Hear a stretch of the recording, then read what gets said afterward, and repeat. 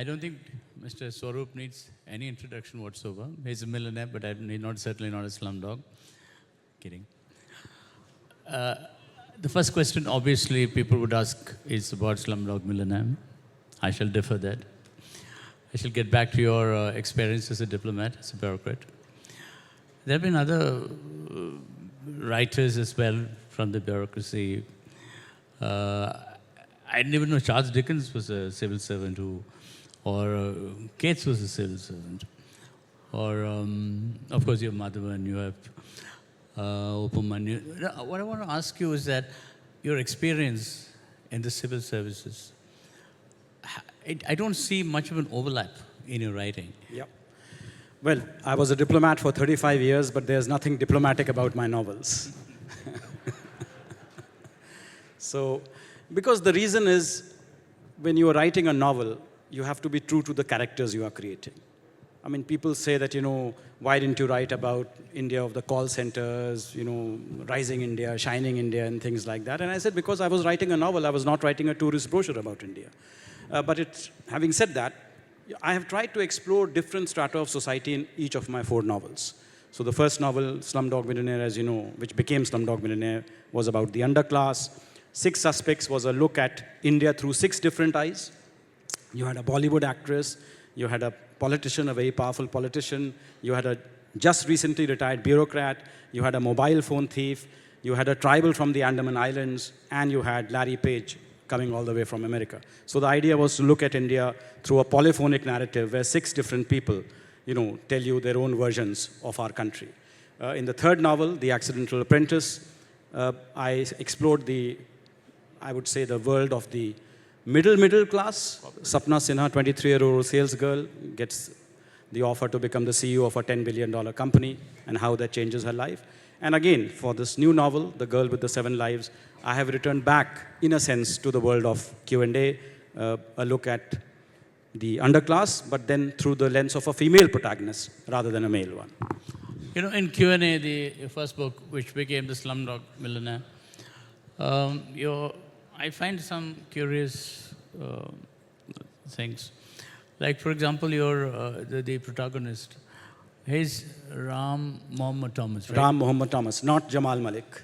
All right. So is there a, and also the other ones also I see, does it represent in India? Is it a greater allegory, Yes. metaphor? No, absolutely. Because you see, when I was writing this novel, I wanted my protagonist to represent the microcosm of India. And in India, unfortunately, your name becomes a very particular thing. The moment you say your name is Avdesh Prasad Mishra, you tell so many things about yourself. You say you are a Hindu, you are a Brahmin, you are from North India, probably UP or MP or Bihar, and probably you are a vegetarian. So there are 4 things I know about you just by knowing your name. And I wanted my hero to transcend these barriers. So that's why I gave him this name, Ram Mohammed Thomas. Now with that name, you really don't know, is he from the north, is he from the south, is he Hindu, is he Muslim? He is India. Great. Now, one overrunning theme I feel in that book particularly, is about poverty. Poverty, I don't mean just financial. I mean spiritual, I mean emotional, personal. Rahim is the protagonist. He's denied of his right of the money, of his prize, or they try to deny it. I forget the name of the boy who is a prostitute's son, and he keeps saying mummy. He's deprived of his mother. You're talking about the film or the book? The Q&A. Okay. The book. Then you have the woman, Meena Yes, Kumari. the boy was Shankar. Shankar, yeah. Yes. And then you have Meena Kumari, who's not him.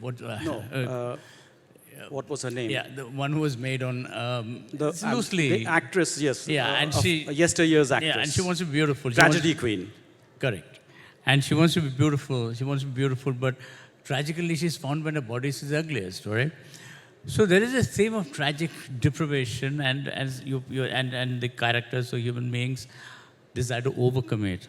It's a very unusual way of looking at somebody who has traveled in circles which are far away from this. Yes. But you see, those are the kinds of lives that interest me more. at my Delhi launch with Veer Sangvi, the Norwegian ambassador was there. And I couldn't resist asking her, I said, Ambassador, in your country, you don't have poverty, you don't have slums. How many stories can you have of love, marriage, and divorce? But in India, because we are a nation of 1.4 billion people, and because we have people living at what I call the ground zero of human survival, their stories are much more compelling.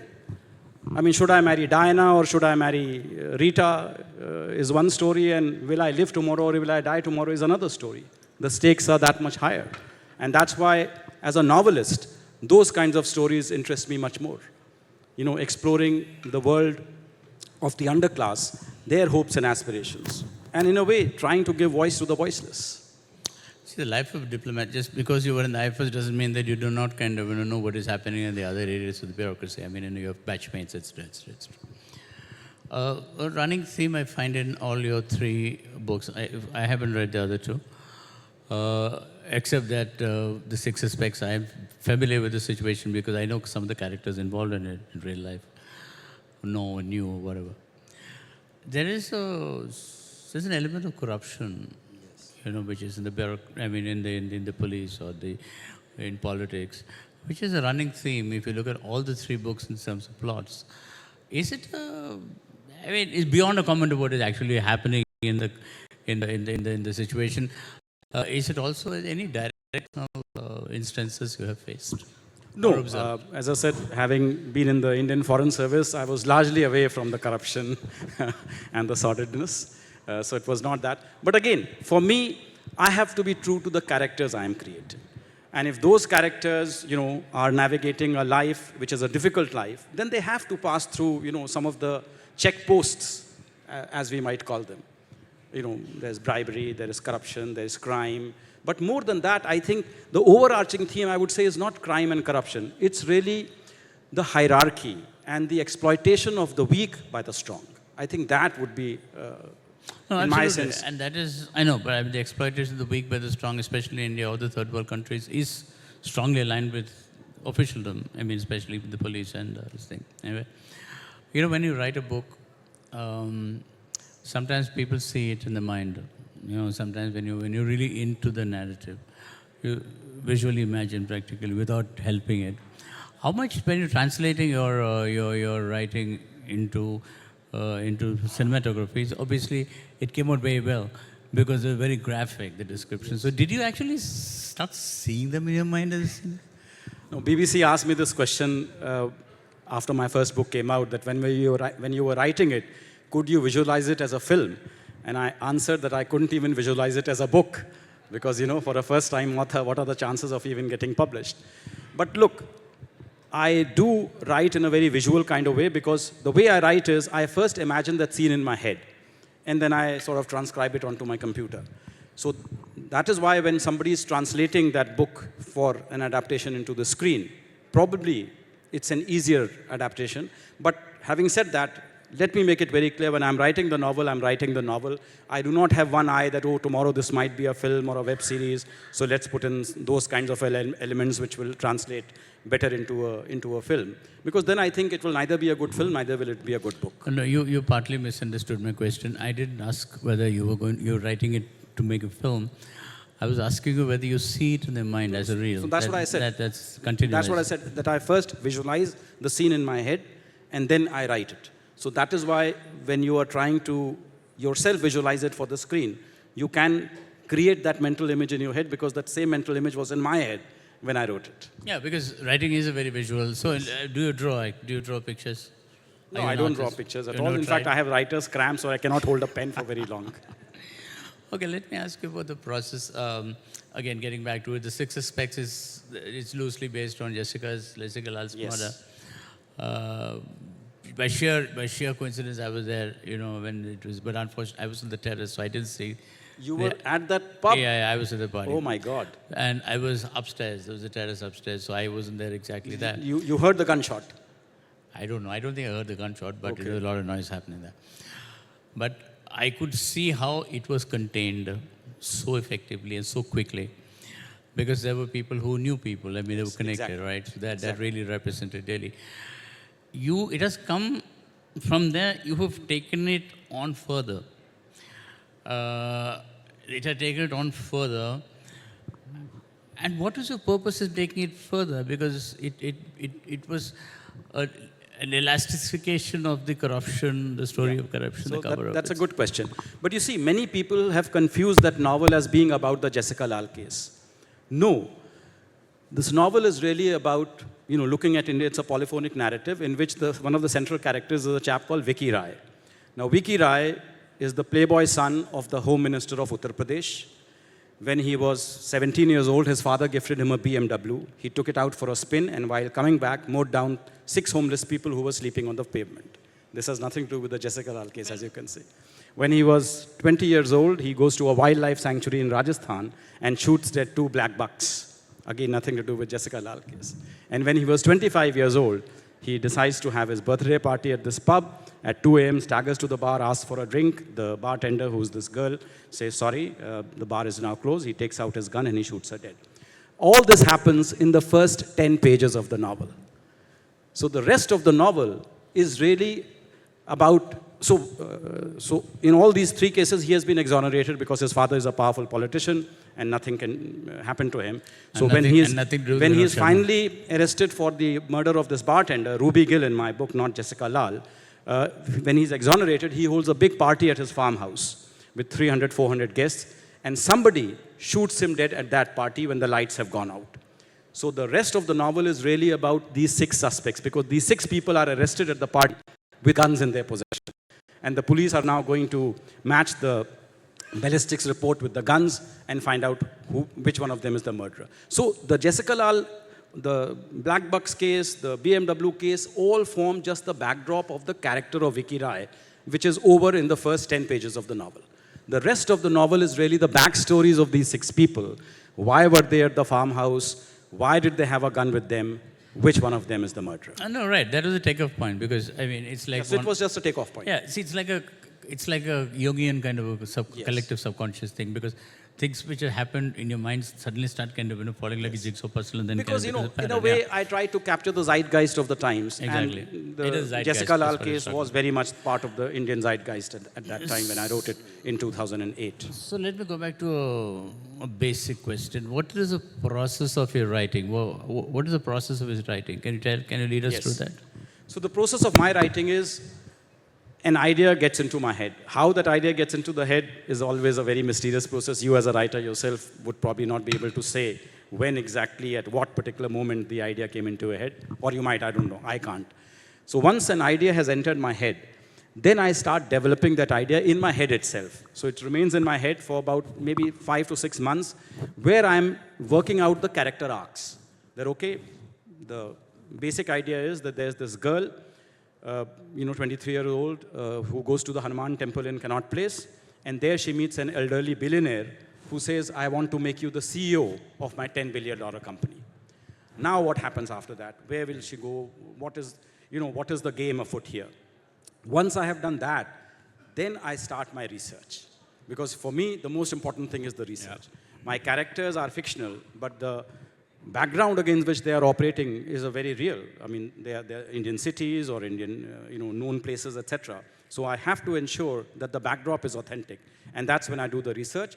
And once the research is over, once the character arcs are fully fleshed out, that is when I sit down to write. And that is why what often gets published is just my first draft, because by then the thing is fully formed in my head.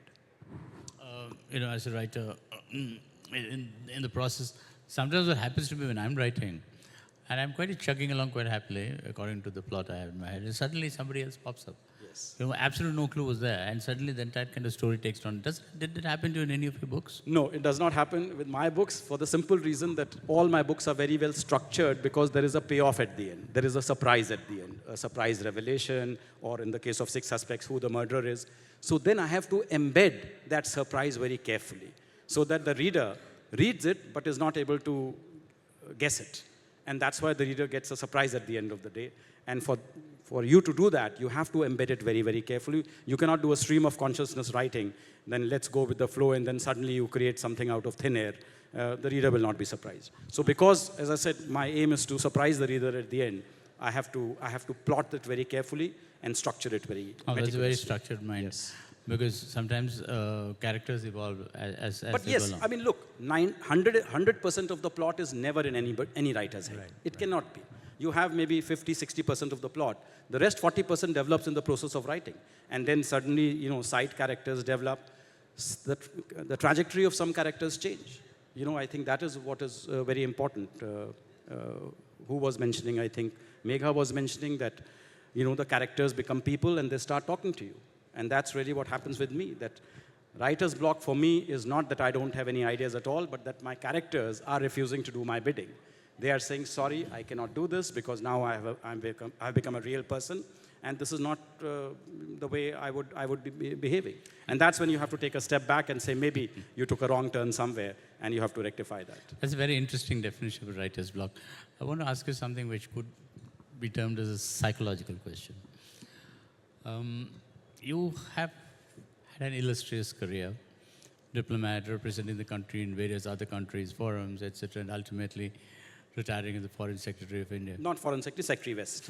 Oh, okay.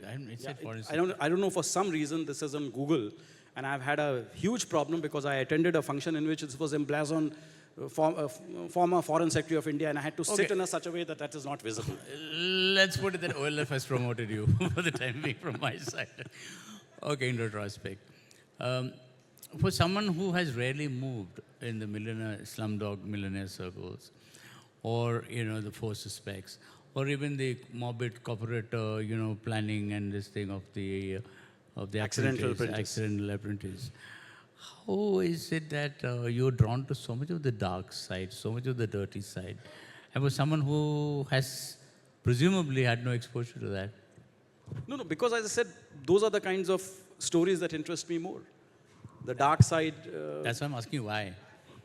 I don't know, because for a novelist, again, I think the kind of tension that you can create in those kinds of worlds is obviously much more than you would have in a totally lit up world. A dark world obviously is much more mysterious. Apologies, I'm going to push you more on this. There's a school of thought, especially some of those Nietzschean schools of thought, which looks at the man's dark side.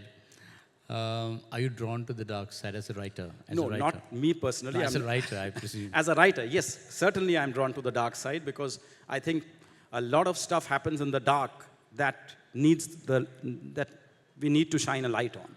Because what's already in the light is already seen. But what is in the dark needs to be seen. And that is why exploring the dark is much more interesting than being in the light. So how does it feel to be a solitary traveler through the dark minds of people, through the dark imaginations of people? You're presuming in your imagination the imagination of others, which is what makes up the narrative. So in a way, you're actually living that, right? But you see, yes. I mean, writing is a solitary task, as you would know very well. You're a poet, you're a writer yourself, so it's a solitary task. You lock yourself in a room, you invent a world in your head, and then you write from that perspective. But for me, because I'm writing about stuff and about people that I do not know myself, for me, the trick is the quality of empathy. That you have to just put yourself in the mind of that particular person. For the latest novel, for instance, I am imagining the world from a 25-year-old woman's perspective. And as a man, I look at the world in a very different way from a woman. When I'm traveling in a bus, I'm not mindful about my personal space. When I'm walking in a dark, deserted street at night at 11 o'clock at night, I'm not looking over my shoulder, but a woman would be. So I had to really think of the world as it would appear to a woman and put myself in the shoes of that woman and then work from that perspective. I think so Neil empathize with that. At the end of the day, I believe all human beings are the same. You just have to take something out of the equation or put something into the equation, because our emotions have remained the same since the time of Aristotle. Since the time, whether Shakespeare wrote about those or you are writing about it or I'm writing about it, our emotions have remained the same as Homo sapiens. So I can see that now you're slowly kind of waking up. So do you, talking about myself, when I saw, read a part of Q&A and saw the movie, I'm not going to ask you which is better. I mean, that's a stupid question, the movie or the book. But it shook me up, all right? I mean, that incident of where they get into that sewer. Yes, that is I not mean, in it the, was that like- is, the shit scene is not in the book. I know. And it's the whole desperation of those people, and they completely disinterest. I mean, the cop is completely disinterested in what happens to that guy. All he wants is to do that, right? It really shakes you up. I mean, you get emotionally invested in what is going to happen to the characters, though you hopefully, how involved do you get in the life of your characters? No, you have to get very involved because without that, you will not be able to write from the sense of authenticity. So that if, like Shankar, when Shankar dies in Q&A, when I read that, I had tears in my eyes. So I said, if I can cry, then the reader can also cry. And that is why, for me, that is very important, that I have to fully emotionally invest myself in the life I am creating, because only then will it be seen as an authentic life. It's often said that a writer pours everything he or she has into the first book, and that's, I don't know the best book or not, but he gives it the best he's got. Has the emotional voltage you have imbued and you have felt while writing and imbued into the Q&A, has it continued in your subsequent books? No, first of all, I want to make it absolutely clear that there is nothing of myself in my books. Yeah, I mean, in the sense, many first books are autobiographical. Arundhati Roy's book was, to a certain extent, influenced by her own personal experiences. Yes, I suppose, what you have perceived, etc., does filter into your writing. But what I am, I mean, my life does not filter into my writing. But yes, for instance, in Q&A, Shankar gets rabies and he dies. And I actually saw a young boy who used to play cricket with me actually get rabies. And when the dog had bitten him, his mother came to me and I said, please take him to the hospital. And they said, no, we have given him some ointment and he'll be fine. And within 7 days, he was dead. So that filtered into the fictional Shankar. So what are your plans as a writer? You're still young. What are my, yeah, look, now I have done 4 books. So I think that, there is a body of work, so to speak. And now that I have retired from the foreign service, I have more spare time on my hand. But the hardest thing for a writer is to decide what to do next. Because, if you decide on a wrong project, you take a wrong turn, 6, 7 months of your life are wasted, and then you realize that, no, this does not interest me any longer. So apart from fiction, I'm also being pulled in another direction by geopolitics, which has been my vocation for 35 years. 2 publishers have approached me for a book on geopolitics, for instance. So I'm still debating whether, my next book should be a fictional book or it should be a non-fiction book on geopolitics. I think I'm waiting for, the hoopla around this particular book to subside. I think of it as a circus, and I'm a performing monkey at the moment for my publishers. But once that is over, then I'll probably take a step back and decide what to do next. Geopolitically, let's change the topic there. I mean, geopolitically, do you see this Quad, this BRICS, actually become a serious challenger or a serious local entity powerful enough to resist the Western lobby? No, I think what the Russia-Ukraine war has shown us very clearly is the West still calls the shots. The West still calls the shots. Yeah. So anyone who writes the obituary of the West, I think it will be premature. The West may be in decline, but the West cannot be written off because, when Russia invaded Ukraine, Russia had already gobbled up Crimea in 2014, and President Putin just got a slap on the wrist. Nord Stream 2 continued. Germany continued to purchase oil and gas from Russia to the extent of 55%. So when he invaded Ukraine, he thought, I'll get a double slap on the wrist, that's about it. But he was saddled with the mother of all sanctions, to the extent Russia was even cut out from the SWIFT global payment system. So this tells you that, if the West really wants to tighten the screws on you, they still can, because most of the levers of the modern day world are still controlled by them. The World Bank, the IMF, they are still controlled by the West. So you don't think an alternate currency to the dollar is going to happen? No, D-dollar, see, if Trump is elected on the 5th of November, and if Trump imposes a 10% or 20% tariff on the rest of the world, then I think there will be a big move towards de-dollarization. Because then people will say, we don't want to trade with America if America doesn't want to trade with us. Let's create an alternative currency. And I think that will I should say, speed up the moves towards de-dollarization. But alternate currencies have always, I mean, they're nothing new. For example, if you remember, even when Rome was ruling the world at that time, there were coins which were stuck in the name of the, Greek, the Egyptian pharaoh or something. I mean, like, there's so many alternate currencies which have been in circulation. So you can't say that it's beyond a possibility, right? No, it is not. But you see, despite all those moves, the dollar still remains the predominant currency. Yeah. And because the US still remains the predominant economy in the world. So where does it leave China? So to the extent, yes, that if the American dominance goes down, then of course the dollar's importance will also go down. So I think the two are inextricably linked. So apart from the dependence on the dollar, you talk about the West still being powerful. I agree with you. But if you look at what's happening in Hungary or Erdogan's moves, there seems to be a move to weaken the NATO as NATO is. Yes. So if NATO weakens and Trump turns... But you see, NATO had already weakened the Russian invasion of Ukraine. I mean, President Macron called it brain dead. True. So what the Russian invasion of Ukraine did was, it revitalized NATO. And two historically neutral countries, Sweden and Finland, which had not joined the NATO, they decided to join NATO because they had an existential threat from an expansionist Russia. Finland. Yeah. Sorry, Sweden and Finland. That's what I'm saying. Yeah, exactly. So let's look at a hypothetical scenario again, geopolitically speaking. I'm sorry, we completely deviated from the literary line of thought. Was this a buy one get one free kind of a thing? Buy one get three free wasn't a bad idea. No, again, getting back to just a hypothetical question. Let's imagine the NATO axis is already weak. Trump takes America back to the Roosevelt isolationist kind of thing. Yes. Where does India figure in then vis-a-vis China then? Look, I think India will always be an important pole of the multipolar order for the sheer reason that, we represent 1/6 of humanity, and now we have a lot of emerging strengths in a whole lot of areas. We are the pharmacy of the world. During the COVID-19 pandemic, we supplied 235 million vaccines to 98 countries. That cemented our credentials. We are at the cutting edge of IT, biotechnology, nanotechnology. So I think we are getting there, and we are already the 5th largest economy. So India cannot be ignored. But certainly, where China has reached is, a qualitatively different thing. Our economy is just about 4 trillion. Their economy is already 17 trillion.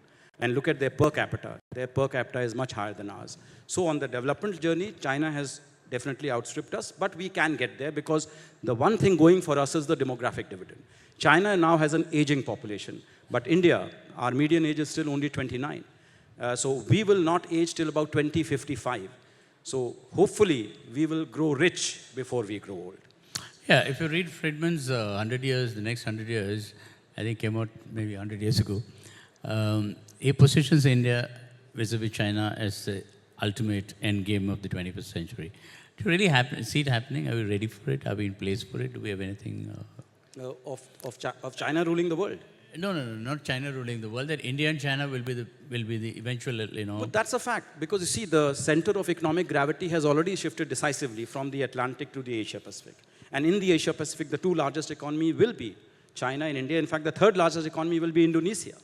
So that will be the order of the world in probably 2050 or 2060 or so. Okay, now this is buy one, get three free. Going by your original predilection, I'm getting back to it. Do I see a future Le Carre kind of a thing, an international thriller, Yes. a geopolitical... See, I was right.